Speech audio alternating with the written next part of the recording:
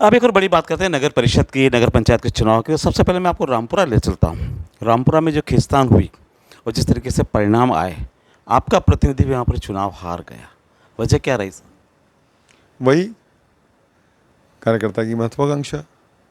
सब जगह कार्यकर्ताओं की महत्वाकांक्षा ने निश्चित रूप से पार्टी का नुकसान किया है।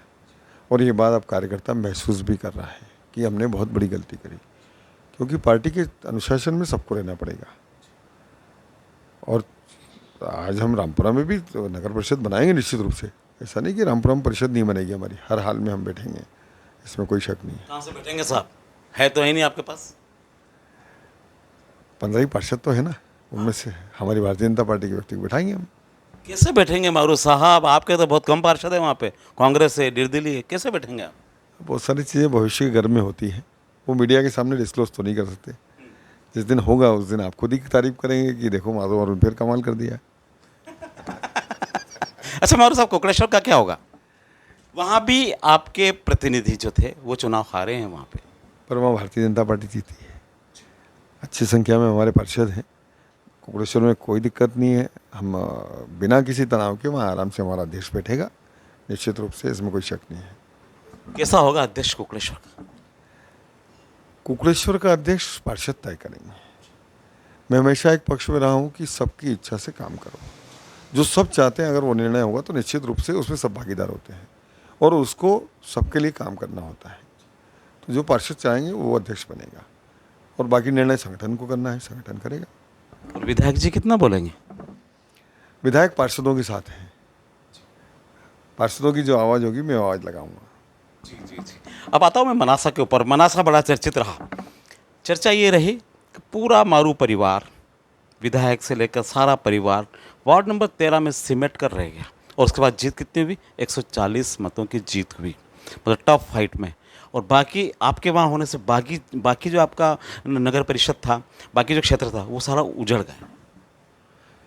आपकी जानकारी के लिए मैंने तीनों नगरों के हर वार्ड का दौरा किया है। कहीं भी कोई ये नहीं कह सकता कि मैं उसके वार्ड में नहीं गया या उसके वार्ड के लिए मैंने मेहनत नहीं करी। और बात रही 13 नंबर की, तो मारू परिवार 13 नंबर में लगा था, लेकिन माधव मारू सिर्फ वहाँ 3 घंटे के लिए गया है। आपकी जानकारी के लिए बता दूँ मैं, तो ये बात पूरे नगर को पता है। अब रहा सवाल नगर में, यहाँ भी हम बागियों की वजह से परेशान रहे, उनकी वजह से कुछ नुकसान हुआ, बाकी ऐसा मोटा नुकसान बागी नहीं कर पाए। यहाँ पे हम काफ़ी अच्छी स्थिति में हैं और यहाँ कोई दिक्कत नहीं, कोई परेशानी नहीं। अब वार्ड नंबर 13 हम 140 वोट से क्यों जीत के आए?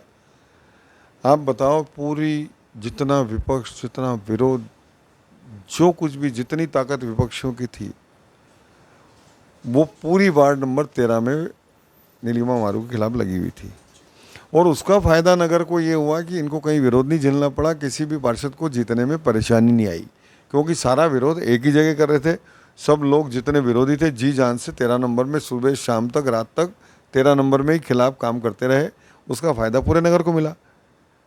जहर किसी को तो पीना था, तो हमने जहर भी पिया और जीत के भी आए। वो वार्ड में नीलिमा को टिकट भी इसी कारण मिली थी कि वहाँ कोई भी जिताऊ उम्मीदवार नहीं था, और इसी दृष्टिकोण को ध्यान में रखते हुए ये तय किया कि नीलिमा को यहाँ से चुनाव लड़ाया जाए ताकि ये अपने दम से जीत के आ पाएगी।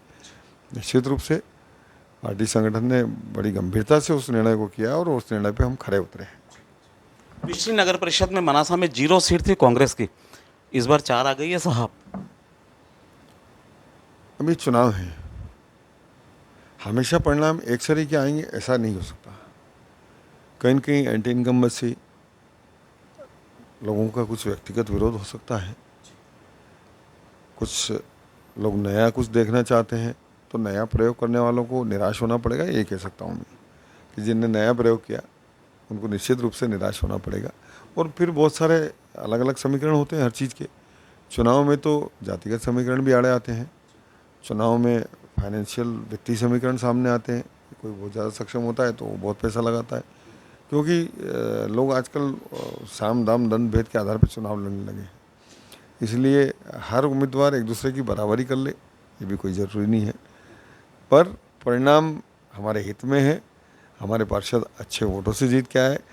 अगर बात करें आप, 13 नंबर मेरा घरू वार्ड नहीं था, मेरे घरेलू वार्ड से भाजपा सबसे अधिक वोटों से जीत के आई।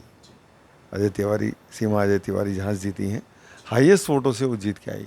वो मेरा घर वार्ड था, पर हमने जाके 13 नंबर में इसलिए दावेदार चुनाव लड़ना पसंद किया कि वो वार्ड नहीं जीत रहे हैं, उसको हम जिता के लाएंगे, ये हमारा संकल्प था, और इसलिए सब कवायद हुई। अध्यक्ष का चेहरा कौन होगा मनासा में? भारतीय जनता पार्टी, कमल। कोई चेहरा तो होगा साहब। जो पार्टी तय करेगी, जो संगठन तय करेगा, वो तय होगा, उसमें तो कुछ नहीं। विधायक की मोहर कहाँ लगी? कमल पे। किस चेहरे के ऊपर? मैं चेहरों के आधार पर ओके राजनीति विधायक ओके मैं चेहरों के आधार पर कोई राजनीति नहीं करना चाहता। मुझे भारतीय जनता पार्टी के लोग चाहिए, जैसा पार्षद चाहेंगे वैसा। वहाँ जैसा कुकड़ेश्वर में पूछा आपने, तो मैंने एक ही जवाब दिया, यहाँ भी पार्षदों की इच्छा के अनुरूप हम यहाँ अध्यक्ष बनाएंगे, क्योंकि काम उनको करना है पार्षदों को, और अध्यक्ष को पार्षदों से काम लेना है। तो जब तक उनका ट्यूनिंग नहीं होगी, कॉम्बिनेशन नहीं होगा, मैं कुछ नहीं कर सकता। बहुत बहुत धन्यवाद मारू जी। जो आज सवाल मैंने आपसे पूछे, ये जनता के सवाल थे, जनता के मन में सवाल चल रहे थे, पर वो विधायक से पूछने की हिम्मत नहीं कर पा रहे थे। मेरे से कहा कि आप ये सवाल विधायक से पूछो, हम उनका जवाब सुनना चाहते हैं। जवाब आज आपने सारे मुझे दिए। बहुत बहुत धन्यवाद आपको। Thank you.